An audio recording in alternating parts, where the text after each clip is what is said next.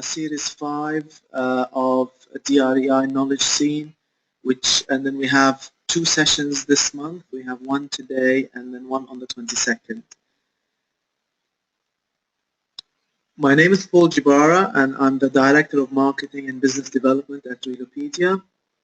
I have over 25 years experience in marketing and research, and I've been a member of Realopedia since day one. So today's presentation, before we get to that, I will talk about 2 things. First, about if you have a question you want to ask, or if you there are some queries you have, please either raise your hand and we can see you when you raise your hand, or you type your questions and we will address those as we receive them. So today's topic will be 2 topics, one presented by me, which is on the agents and the broker company marketplace, our marketplace on Realopedia itself, and the other one will be presented by Mr. Mohammed Ghanem, who's a legal instructor at DREI, and he will be talking about contractual ethics, the do's and don'ts within that. So what is Realopedia? Okay, Realopedia, we are a global real estate marketplace, and what it is bringing together the agents, broker companies, developers, and corporate affiliates such as lawyers, such as financial institutes, such as people who build stands at exhibitions, bringing them all together under a single platform so that they can all connect with each other on Realopedia. We are the portal. We are a portal, and we are the gateway to real estate, offering you worldwide connectivity and global reach, thus enabling you guys who are all within the industry itself to build and expand your network globally. For investors, so for the end users, okay, they can actually connect directly with you guys on a single platform, and they can also, we have the search function which allows you to search to buy or to rent either residential or commercial properties, and to look for investments. And it also allows the investors to connect directly with you if you are a certified agent or a broker company or a developer and you are on Realopedia itself. In addition, we have something which also is very, very unique under a single umbrella, which is the Knowledge Hub and the Media Center. And this offers you a wealth of information on real estate insights, statistics, reports, webinars, podcasts, the key exhibitions that we recommend attending, and with our partnership with DREI, the education and training element on there. So it gives you a one-stop shop to everything that you need to know about the real estate sector. The other part, another function that we have is the crowdfunding facility, which is basically collecting investment opportunities from around the world. This is being handled by our US section, and this will be launched sometime in 2017. So Realopedia platform, there are, as you can all see, there are 5 boxes, which is the main key boxes, and they all come under a single umbrella, and they connect you, all of the 5, together on a single platform, allowing you to be able to search, to connect with other agents, and if you're a broker company, to connect with other broker companies and developers under a single platform, and to be able to access research tools at your fingertips. So Realopedia itself is both a B2B and a B2C portal. The B2B is basically allowing you guys to be able to connect and to network with other professionals in the real estate sector. So whether they are based in Dubai, or they are based in Saudi Arabia, or they are based in the UK, or based in the US, you're able to connect online if you are a member of Realopedia. We also have the social networking platform, which also allows you to reach out to end users, investors, both online and on the portal itself. So we at Realopedia, we bring local, you guys, everyone based here to international to global level, and we bring global to the local level. So at a glance, what is Realopedia? If you are a real estate agent, a broker company, you can benefit by uploading unlimited commercial and residential listings for free. Yes, it is unlimited. We allow you to upload those through XML feeds. If you subscribe to the various companies that offer that. So it allows you to upload them, and your information as your contact details, your first name, surname, your email address, and your company logo is there on those listings. If you are a developer, you can promote your real estate development projects, not just locally, but also globally, and it allows you to reach out to international agents that can connect with you on a program called DPAP, which is Developers Preferred Agents Program. If you are a corporate affiliate like a legal, bank, architect, you can list your company and services in the directory. If you are a government entity or an association or MLS, you can promote your services to all the members. If you are an investor, you can access investment opportunities, and you can also connect with real estate professionals around the world. Be a part of Realopedia, a global real estate marketplace, and learn how to grow your business globally. Be local and act global. So now something specific for the agents and the broker company called the marketplace that we have on there. On the Realopedia homepage, hopefully most of you have gone onto the homepage to actually have a look at it or are already members. I can see a few members on there.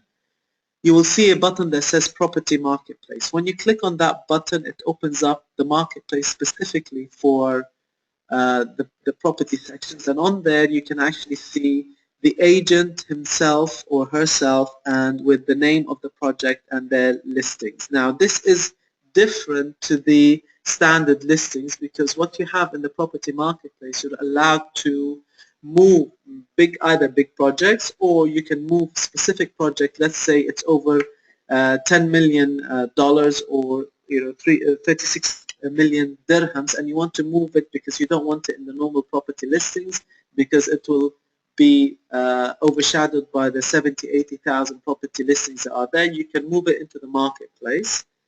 Okay, but to move it to the marketplace, you have to be on the upgraded packages. It will allow you to, once you upgrade on the portal, it will allow you to be able to move that. It's just purely a drag and drop that you can move onto it. Once you do that, you're able to actually message, so you can do a posting on there. It is very much like the LinkedIn, where you can communicate and you can connect with people on there. You can refer people. You have a referral form. So if somebody is saying, I'm looking for a hospital in Saudi Arabia, and you know an agent in Saudi Arabia is actually dealing with a hospital there, you can actually send them a referral saying that Paul Jibara in Dubai is looking for a hospital in Saudi Arabia, and they have to be members of Realopedia before they can upload the information or before they can connect directly with me.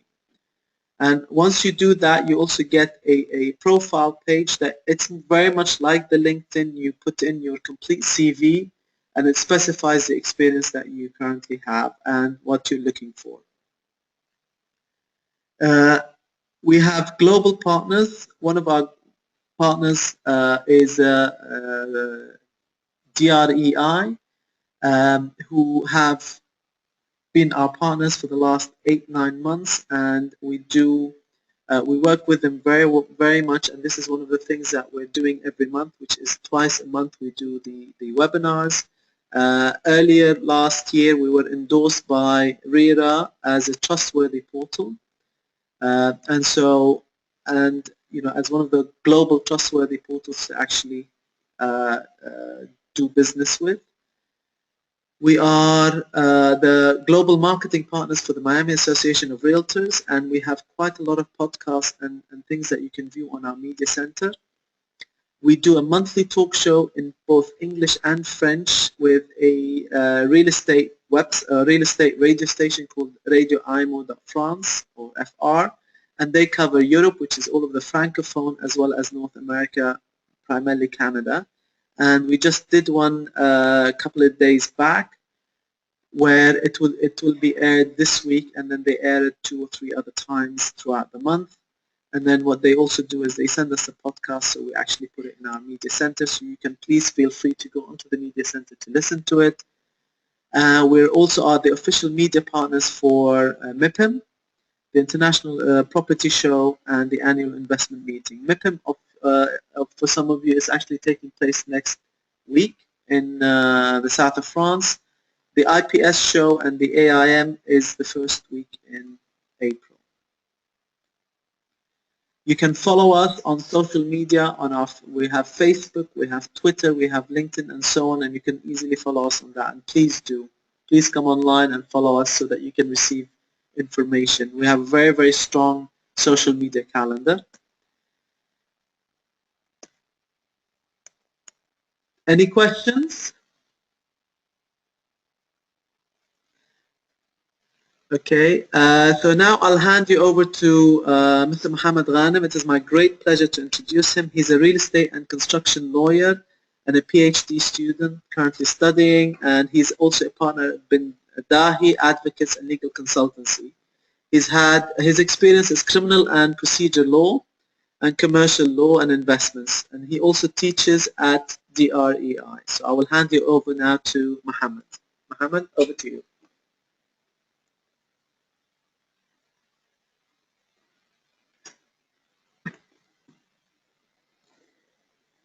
Thank you, Bo, for the introduction. Good afternoon, everybody. Our topic for today is contractual ethics, and I'd like to start by saying that when we're talking about ethics, whether it's in contracts or outside of contractual stuff, we were talking usually about good faith.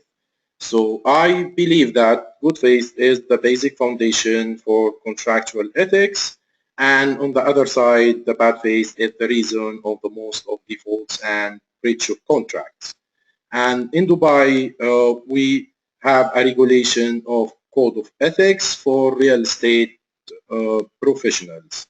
And all principles of this code is to protect the market, the real estate market, and brokers and deals happening on this market. And when we're talking about the deals, the real estate deals is end up with signing the contract, whether it's SPA or MOU or any of the forms like A and B and F forms. So when we're talking about the contractual ethics, we're talking about the market itself. We're talking about the environment of signing the contract and in which country and which city this contract is signed.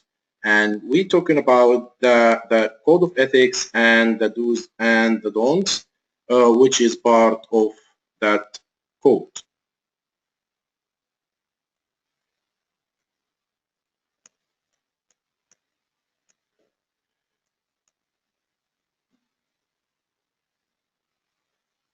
So that those are certain things which you should cover and protect the market and the contract. So in the beginning, you have to get the license as a broker before working with clients to any sort of property showing or deals. And you need to work only with licensed and registered brokers, and to report and register brokers and illegal activities by brokers to RERA. So if you look into this dues that require that you have to have a license to practice real estate profession in Dubai, and you need to only work with licensed and registered brokers. So before or pre-contract stage, before you engage in any real estate transaction, you need only to deal with licensed brokers. And these foods, which looks like related more to the real estate brokers business, it protects also the contractual parties, because if you're dealing in any property with any broker, you need to make sure that that this broker has a license and this license is renewed. And for the dues also, the brokers has to add their PRN and RN, which is broker registration number and office registration numbers, to all their ads and marketing materials. Again, all these do's and don'ts is protecting the environment around the contract. So it's not part of the contract itself, it's the part of the market, and it protects the all market players.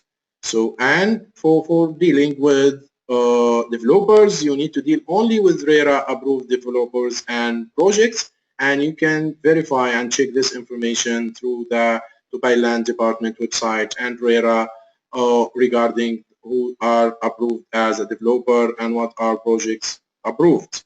And then before also dealing, you need to make sure that in any money transferred, it has to be go directly to the designated escrow account, just to that's a protection and security for the investor, that their money is not going directly to the developer, it goes to the designated escrow account, so the investors are sure that their money is protected in the escrow account, and the developer is using this money in the construction. And one of the contractual ethics also is to treat all parties fairly and without any discrimination. So you are, as a broker, you need to be fair with both parties, regardless whom you're representing, and to get all the agency agreements with clients in writing. And that's a prerequisite for the contracts that to be in writing. The verbal contracts and agreements is not acceptable, and it's not protecting either the buyer or the seller or the broker. And you are, as a broker, also you have to provide documents to the contracting parties, any documents related to that transaction, and to do act in a good faith to all contracting parties regardless of who you're representing, and to act as a guardian of your client's money and do so as instructed by the client. So your client's money with you as a guardian, and you need to be careful in terms of this money, and it has to be spent only as per your client instruction, and to take reasonable steps to avoid committing mistakes that could cause clients to suffer a financial loss, which is the due diligence. For example, if you do resale for an off-plan property and your client is using a BOA, so you need to inform your client that he's paying transfer fees of 8% instead of 4%, and you need to inform your client about the consequences of having BOA in the transaction. And do have the commission split between you and other broker in writing, and do give all disclosure to all parties about the number of registered broker working with you on the deal. So if there is more than one broker working on the deal, you have to give an information to the client about how many brokers are working, because all of them will be eligible for the commission, so he needs to know to how many person he's paying the commission. And the reading of the agreements very carefully, and advise your client to do the same. And here I stop up about this point, and I have to say that most of the buyers, and they're not reading the SPAs or the agreements very carefully, and they come later and they complain about clauses related to the area and related to the definitions and completion date, and because that they're not reading the SPAs, and they're not reading the agreement carefully before they signing. So we need to advise our clients, and you need, as a broker, to advise your client before you're complaining about the contract terms and condition. You need to read it first. And do educate your client on their rights and obligation. To be a successful broker, you need to educate your clients about their rights and obligations from the contract, and how to protect them in terms of dealing with the sale and purchase, and do furnish your client with details of negotiations and issues related to the deal. And as a registered broker, do maintain special transaction register, which is a must as per recent circulars from Land Department. and that's must maintained by your company daily and produced if requested by RERA. And you always remember you are Dubai ambassador. Don't represent the contrary and the laws of you represent the country and the laws of its land accordingly. So all this does is a part of the market, real estate market, regulation of the real estate markets, and it's an environment where all of these things is happening in this environment. We're protecting the parties of the contract, and we're having an environment protects the contractual parties. And now what about the things you don't have to do? That are the don'ts. And for the don'ts, we start by saying don't promise potential clients anything you cannot deliver for sake of winning a listing. Again, this is about the bad phase. We've talked about the good phase on the first part of those, and now on the don'ts, we're talking about the things which could consider as a bad phase and which could end up with the liability of the broker who's dealing on this transaction.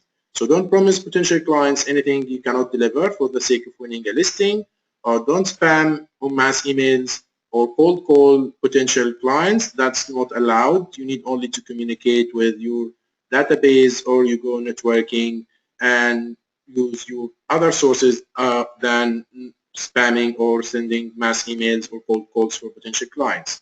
So don't accept money and funds to your bank account from your clients.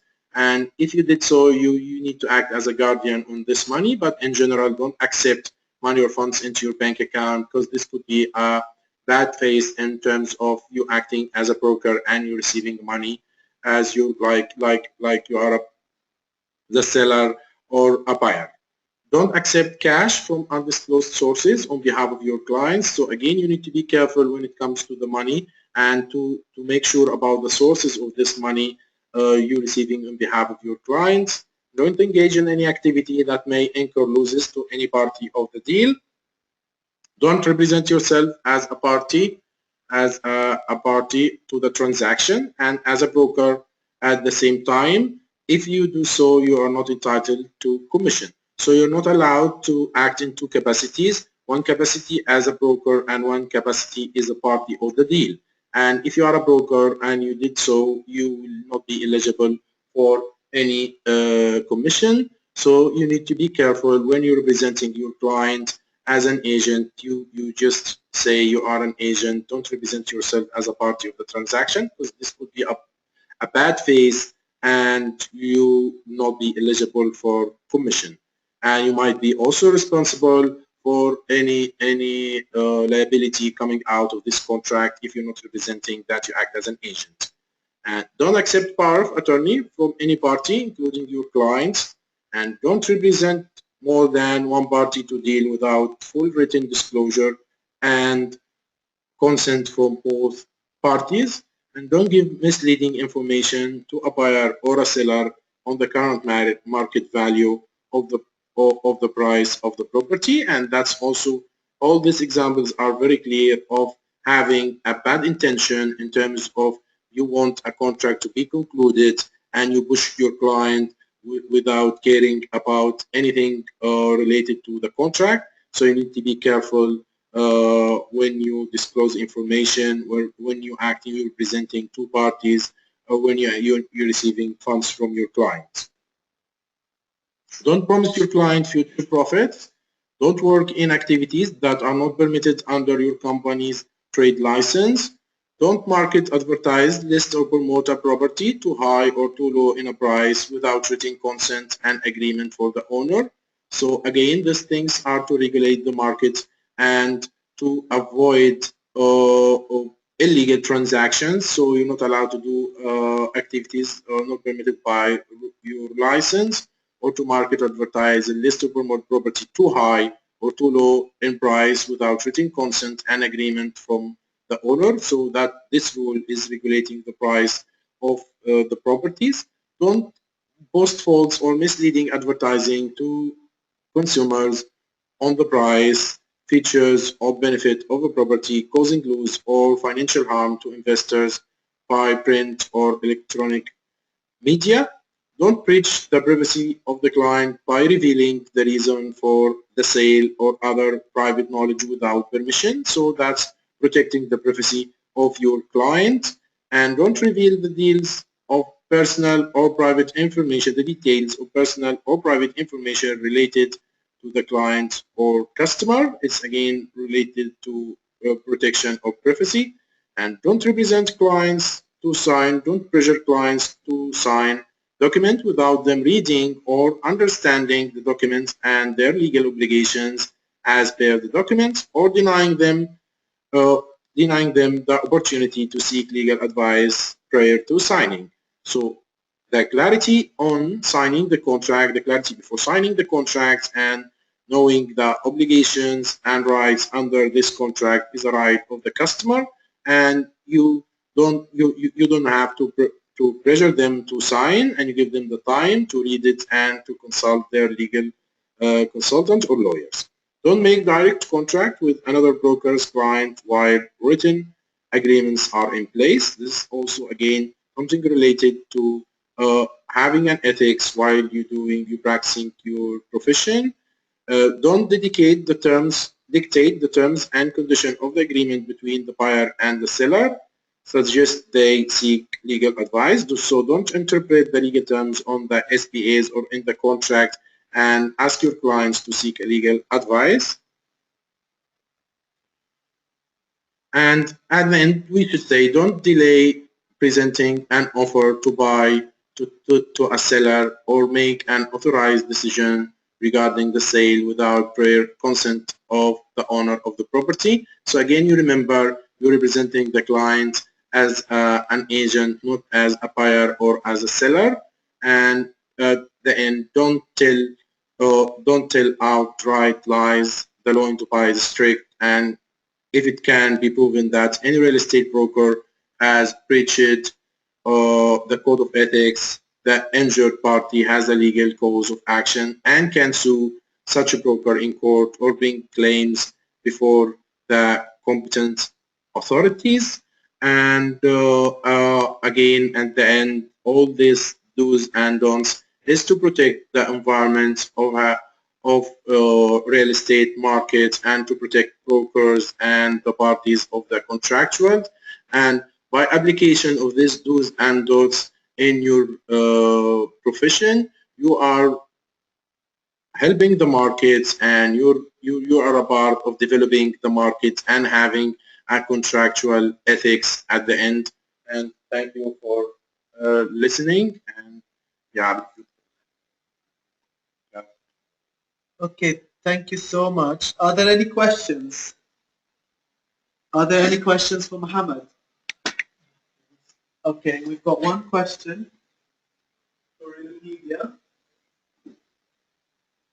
What vetting process does Realopedia adopt to ensure that agents we work with outside the UAE are licensed and legitimate? Thank you very much for that question. We got two more. We got another question coming up. Okay, I'll address the first one. If for outside, all depending on the country of jurisdiction, if it's, for example, the US, they have to be members of an association to come directly through to us. But at the same time, if because most of them will be members of association, if not, they have to have a proper license. They have to be trading in as a real estate broker or agent, and they have to upload that so that we could actually see that. So that's what we actually do with vet. And we check with various associations. So we have certain countries that we work with, and we have associations that we deal with. If not, then we do our own due diligence on them and on that company before we allow them to come on. Another question is, what is a permit number requirement for Advantage, ADV? For what is permit number requirement for advertising? Okay, this is for the UAE specifically, and from Saqib. Saqib, I suggest that you would need to speak directly to RERA. You would need to apply to them for the approval of your advertising before you can actually post it online, if the property is here and you are based here. Other countries will have different jurisdictions, but within the UAE, even if you are posting overseas, as far as I know, if you are posting overseas properties, but in the UAE, you still need to get that advertising permit number to actually put it on the ad itself. I hope that's answered the questions. Any other questions? Okay, we have additional information on the website. So once you have registered and upgraded, you will receive online tutorials for how to do the basic registration. And we have our support team are available both online and via email. That will be able to help you step by step. It's a very, very easy process to do, and it's a step by step of how you can upload your properties as well. If you don't have an XML feed, it'll have to be manual. If you have an XML feed, it's pretty straightforward, and we assist you with that. At the end of the presentation today, you will each receive an email with a link to today's webinar. That probably will be either by tomorrow or Sunday. So we will send you a link for that. Whatever we presented to you today, you will get a link and you'll be able to review the presentation itself. Our next session will be in 2 weeks' time. Today we will come back to you. Just watch out in the emails because we will then tell you the exact timing and the topic. The first topic will be on Realopedia, and then the second topic will be from DREI. Thank you very much. Any further questions?